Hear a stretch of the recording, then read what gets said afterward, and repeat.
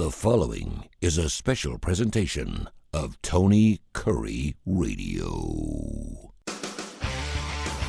From hot dogs to cool kitties, this is Darkside of the Pooch.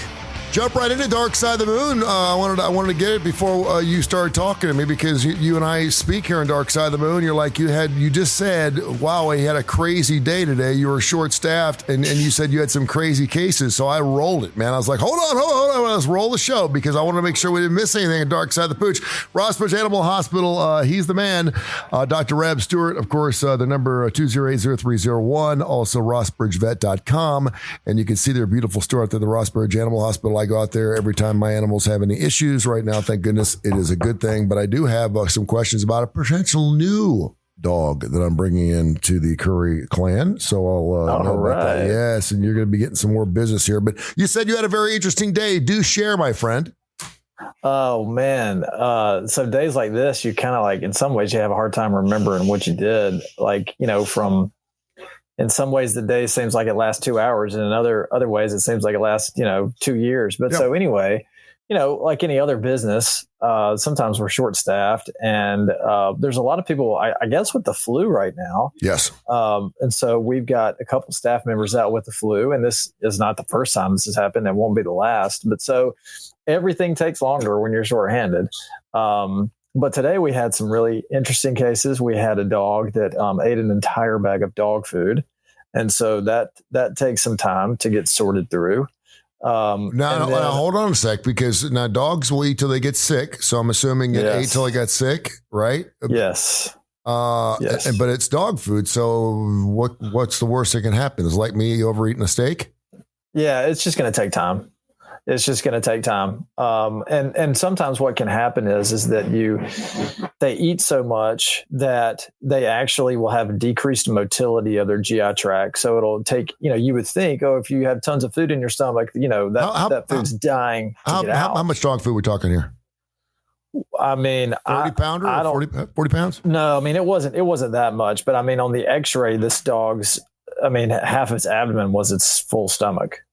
Wow. So, and sometimes when your stomach gets stretched out like that, it doesn't move things out as fast as you think that it would, because it's stretched, so it takes even longer to empty out than you may think. So, that's just supportive care. But again, it's time consuming, and so it's when you're shorthanded, it kind of eats into your day. I don't think I've ever heard of that. I've heard of dogs getting in the trash. I've heard, dogs in the puke in the bread. I've never heard of a dog eating an entire bag of dog food. So this was, a longtime client, one of our earliest clients, and her son, her college-age son, got a new dog and brought the dog home, and with it came a nice big bag of puppy food, and puppy food is higher in calories, and so usually it's very delectable, especially to older dogs that haven't had puppy food in a long time. Yeah, and so the puppy was in a kennel, and its food was just sitting out, and so the son's mom's dog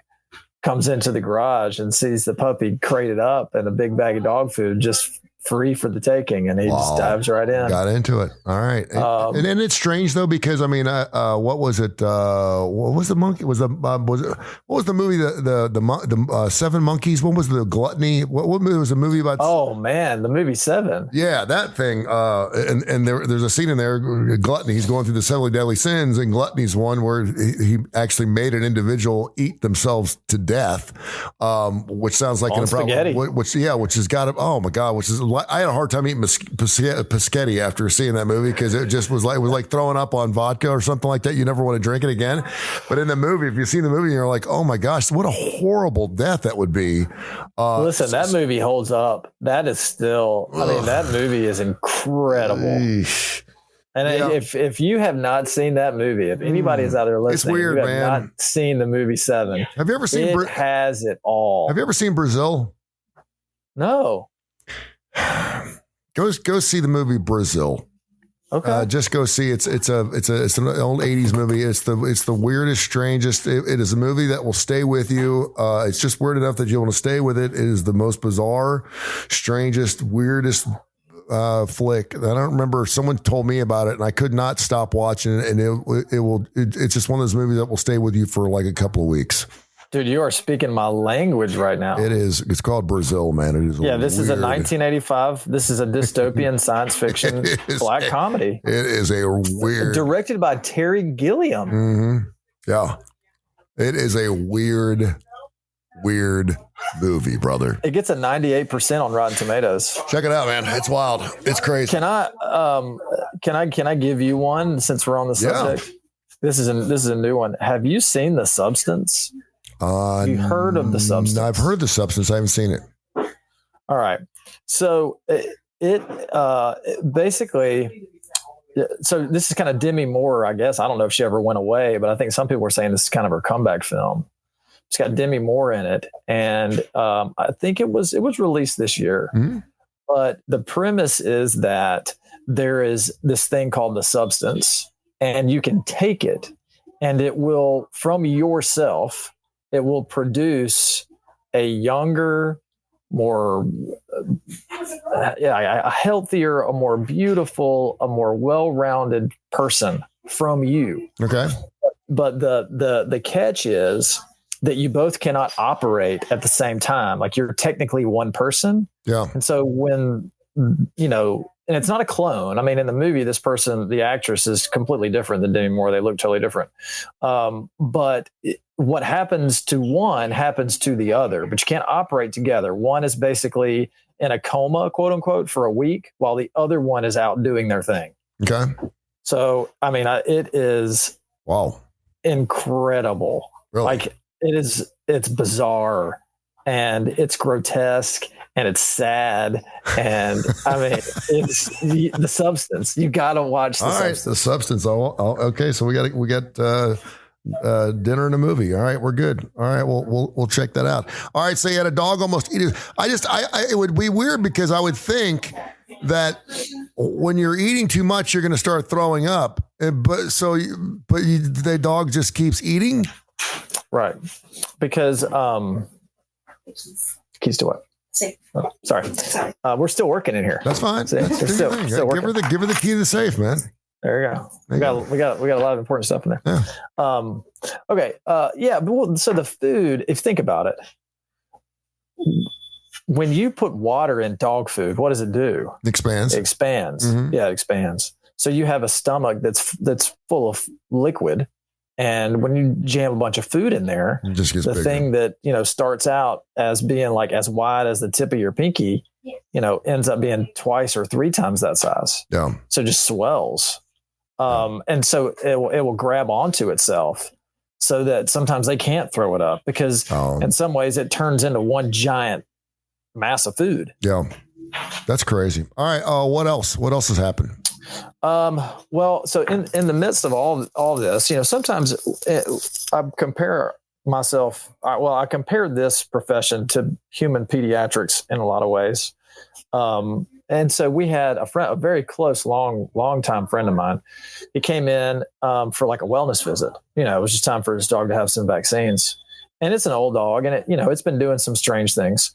But you look at it and you can tell right away that this is something very bad. Mm-hmm. So, you allot a certain amount of time for a wellness visit, and occasionally you'll find something that's just got something very seriously wrong with it, which takes a lot longer than just a normal visit. And so that's what happened with him. But unfortunately, his dog it looks like pretty advanced and pretty bad liver cancer. Oh. And it looks like the whole liver's affected. But, you kind of went through this. It's not the same thing. Yeah. But you kind of went through this with Frisco. And your question was, I just don't understand how we could go from we're doing okay to where this is the end. Yeah. And he said the same thing. And, a year ago, the dog was in here and it had blood work done. All the blood work looked fine. And, now the dog's whole liver is eaten up with cancer. And I told him the same thing I told you. I said, he can't talk to you, and if he could 8 months ago, he probably would have said, hey, I got a little bit of a bellyache. Can we go see the doctor? But he can't do that. And he's not going to give you any other signs. Yeah.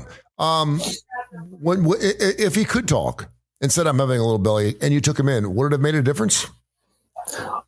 Yeah, I mean, well, it could have, depending on. I mean, you do chemo. What do you do to keep a dog? If you catch cancer early in an animal, in a dog, what do you do? Well, you can resect or remove portions of their liver. Okay. I mean, and they can live with half a liver or a third of a liver. Yeah. But if it's already something that's in, if it's widespread in the liver, but it's just not real pronounced yet, then, there may not be a whole lot you can do. But when we're dealing with cancer, more times than not, even if they want to pursue, diagnostics and treatment, you're looking at more of a remission than a cure. Mm-hmm. And that's a big difference. Yeah. A remission a lot of times just means the cancer is not growing and it may be stagnant, but you still have to continue on chemo. And a lot of times that's what we have to do with dogs. It just goes into remission. It's not often that you can actually cure something. Yeah. That's pretty wild. All right. Well, thanks for sharing these things with me. I've never heard of a dog eating itself to death. And thank goodness it didn't happen. Well, I don't. Yeah. Hopefully we will avoid that. Yeah. Hopefully it won't. But what a lousy way to go. I mean, you know what I mean? For all the things that dogs do, eating their own poop and running after, mail trucks and stuff like that, to overeat, just like eat itself to death, would seem to be really weird. I did see a couple interesting stories. I always do a little research for the show. In South Florida, I don't know, but you saw this. Pets are receiving a new leash on life. They are using donated human pacemakers. You and I had talked about this. The procedure takes $3,000 to $4,000 to make done, but evidently you can now donate your pacemaker if it still works. It's in working order, and you can donate it to this clinic. And these people are using these pacemakers on animals. Talk about how that works. How do you know if your dog needs a pacemaker? Does it work? Just kind of walk me through that a little bit. It's not something that's incredibly common, of course. But a lot of times, just like we finished talking about, sometimes you may not know that your dog needs a pacemaker until it's an incidental finding. Maybe you bring your dog in for just a routine check and it's going to have its heart listened to. Mm-hmm. And an arrhythmia just means that the heart is out of rhythm. It's not beating in time. It's maybe drops a beat, or there's a long time between beats occasionally, and it's an electrical problem in the heart. There's a node in the heart that kind of depolarizes and repolarizes, and it's an electrical conduction, and that's what stimulates the heart to beat. And dogs and cats, for lots of different reasons, they can have arrhythmias. Some arrhythmias can be fixed with pacemakers. And so that's why there's a need for this. That's pretty well. A pacemaker is not something that general people like me put in. Mm-hmm. What general people like me do is, we're kind of the people who say, hey, we hear an arrhythmia, let's run an EKG, and then we see the arrhythmia, and then we would send them, to a specialist for the workup and for putting the pacemaker in. But yeah, it works. I mean, they work. That's pretty cool. Also, starting today, the Puppy Mill Pipeline Act went into effect in New York City. All pet stores now in the state of New York cannot sell dogs, cats, or rabbits. Wow. I was not aware of that. It's a law that's been in effect, or in line to be in effect, for the last 2 years. And today I went. So the last week and a half, man, these pet stores have been selling everything they've got. Free dogs. Yeah, there was an animal. I forget which one. It was $3,850, and it went for $650 because people have been standing in lines. They're trying to get these purebred dogs. I can't remember the last time I went to a pet store where they were having. I mean, I've seen cats and dogs because of adoption agencies and stuff, but I can't remember the last time where I actually remember wasn't there one at the Galleria? Absolutely, there was. Store? And that was it was right next to one of the big department stores. Yeah, you go to the pinball thing, and then you had to go to Spencer's, and then you'd have to go to the pet store. You always walk to the pet store, and of course the Galleria, they loved the traffic, but I hated it because there was so much traffic walking in there, but no one ever bought anything. But they used to sell cats and dogs, and I'm thinking to myself, wow, that's crazy. Evidently they used to do that up in New York, and now the Puppy Mill Pipeline Act has gone to play. Isn't that sad?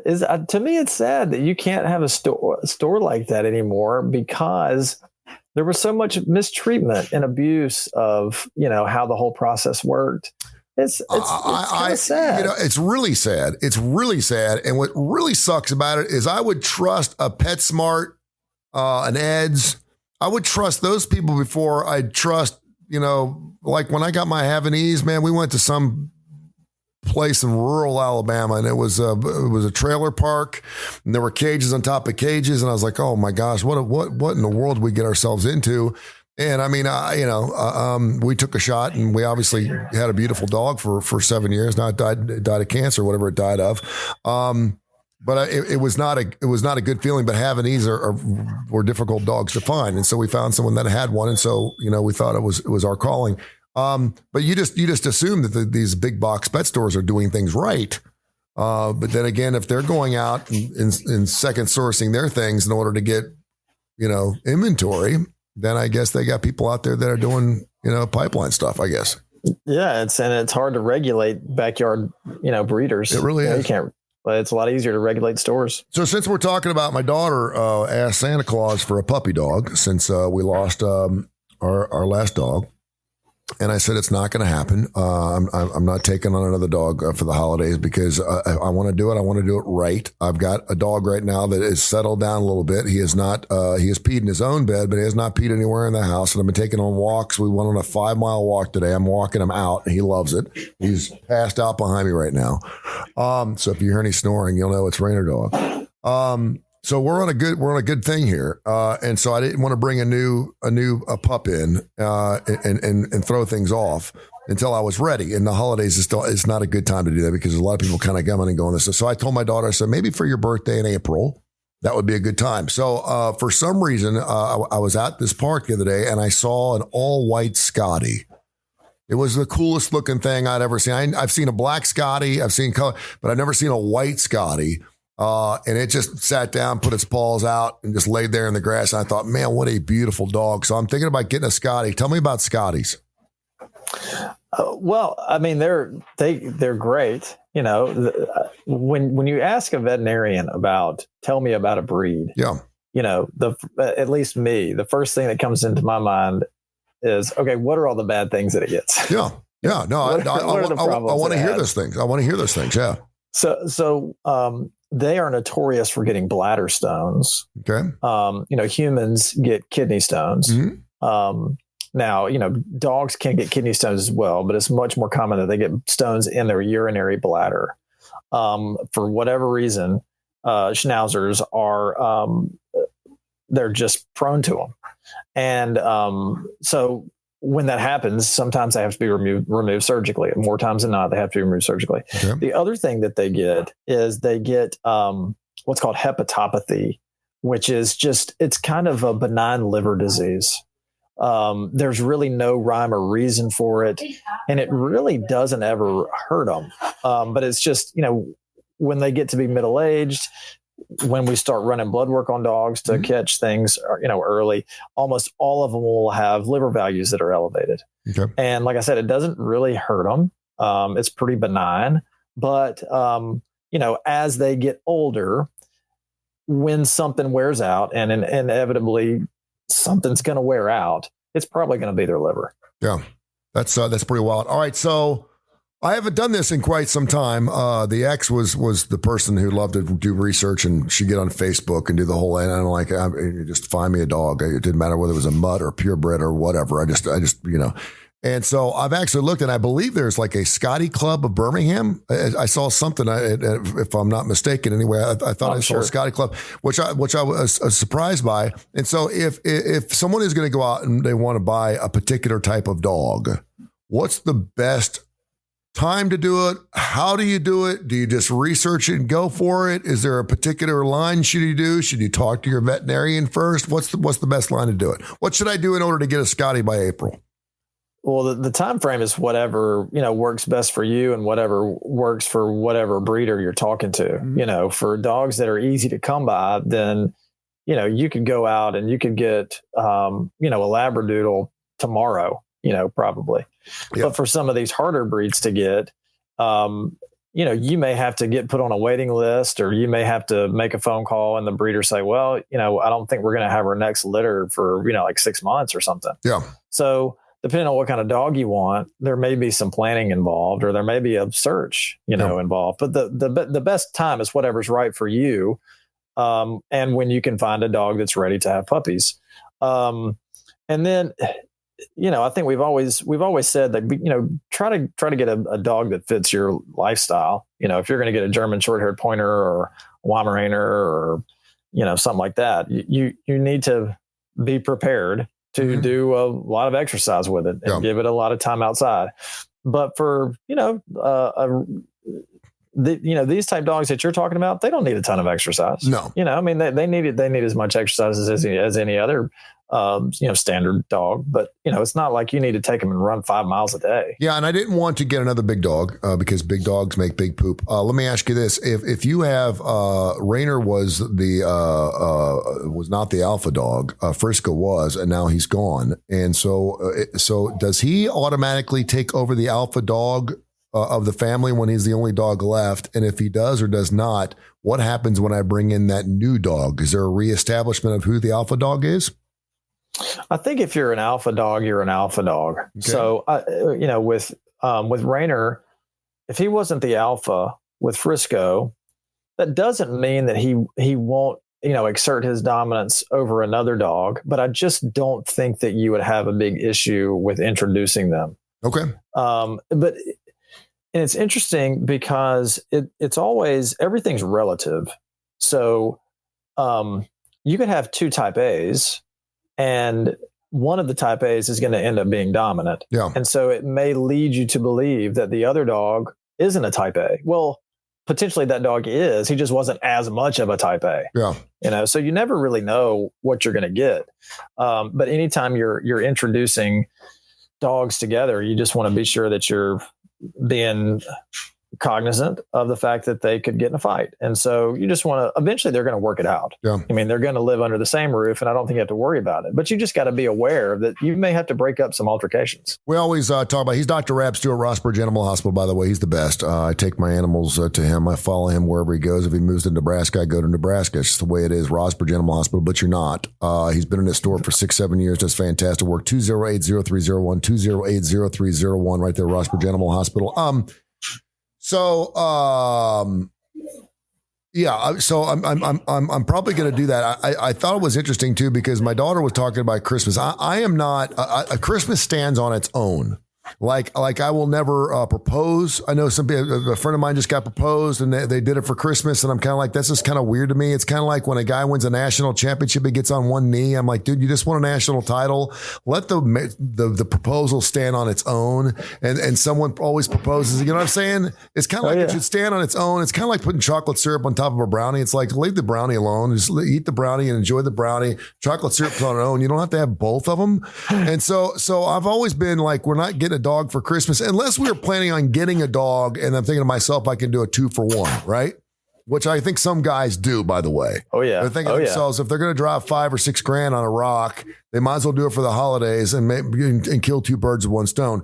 So I'm assuming, do you see an uptick in business in January, February, because people getting dogs in? Yeah. And what's normally the best way? Is it okay to put a dog in a box for a couple hours? Well, so let me back up for a second. And I think another reason to get it during the holidays is, and I think the thought process is that people are off work and they have time, to try to do a little bit of potty training if they're going to have a week off for Christmas, or, some people, next week they'll be off for 2 weeks. Yeah. They won't go back to work until the 2nd or 3rd. So I think that's a little bit of the thought process as well. And we also do get in this area, we got a lot of young families. And so we got a lot of Santa that bring puppies, or kittens. So, sure, they'd be okay inside a container, but I wouldn't recommend doing that. Do the Christmas vacation or the cats in the box?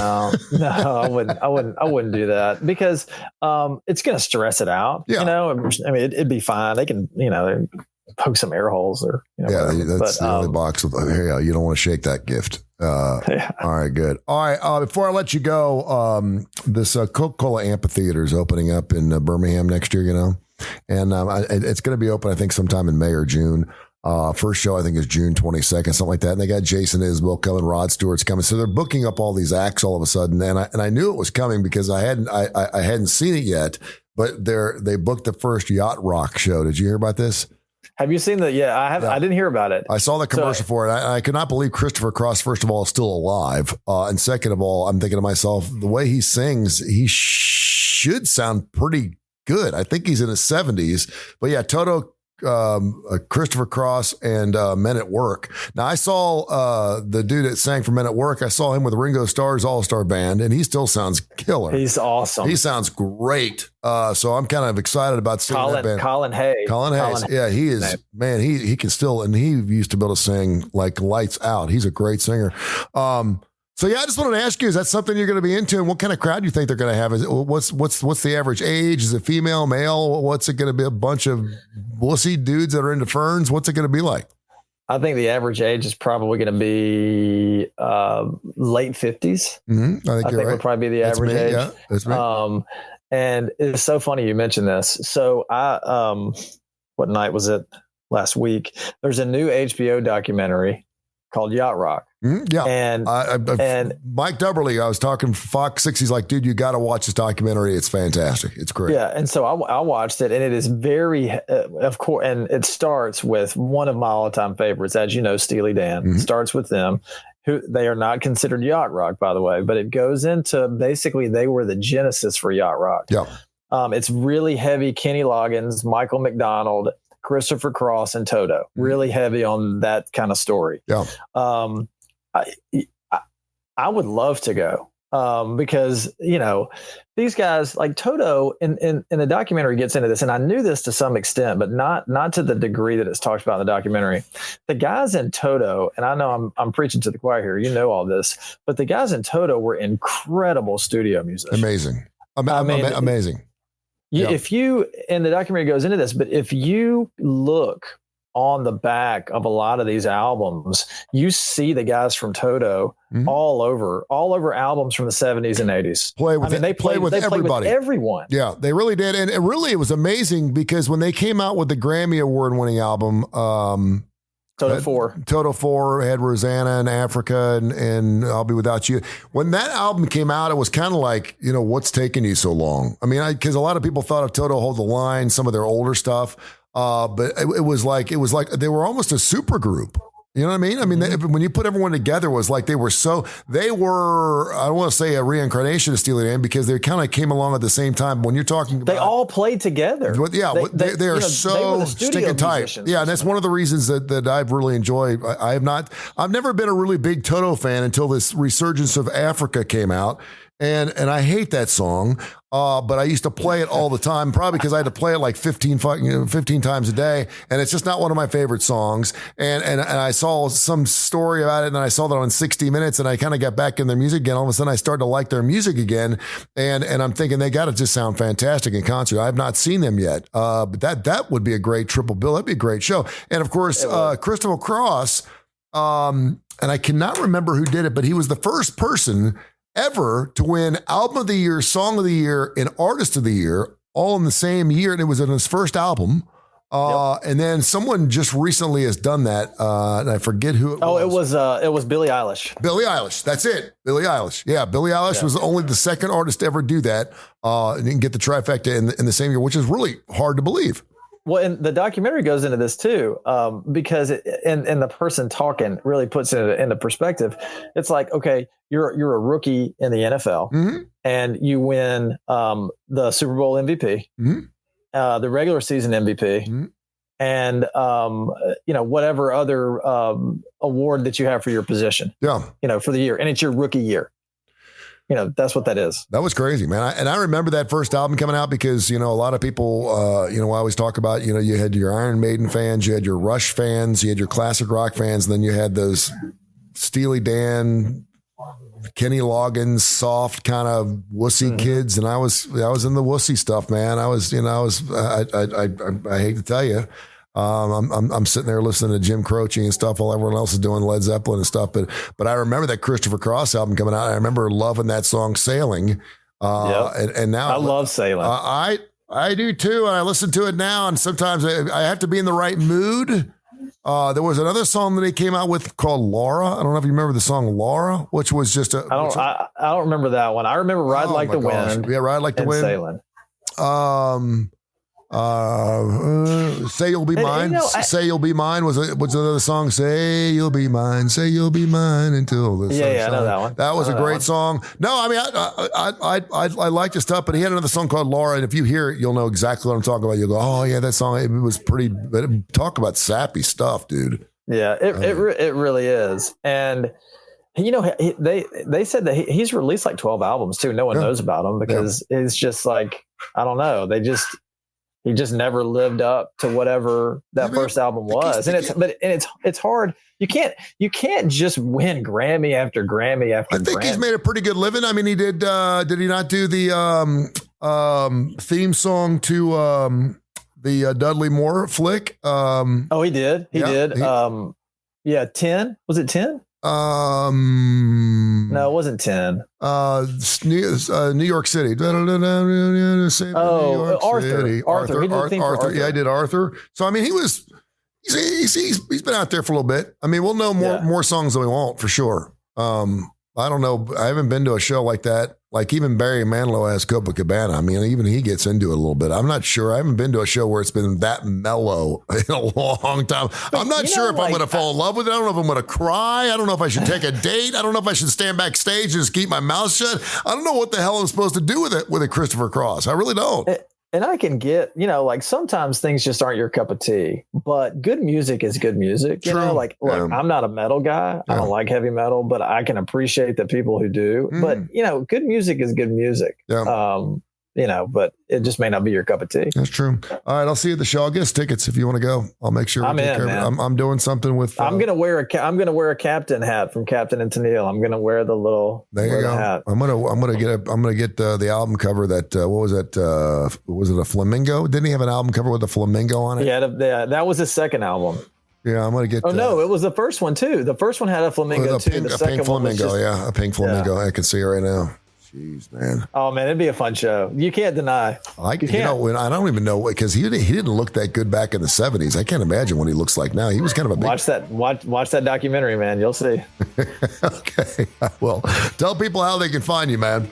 You can call us at 208-0301. You can email us rossbridgeanimalhospital@gmail.com, or you can come see us out in Rossbridge. Awesome. We'll do it next week. Let's see if we can get together a little early before Christmas so you can take some time off, okay? Sounds good, buddy. Love you, bro. I'll talk to you a little bit. All right, man. Love you. This has been a special presentation of Tony Curry Radio.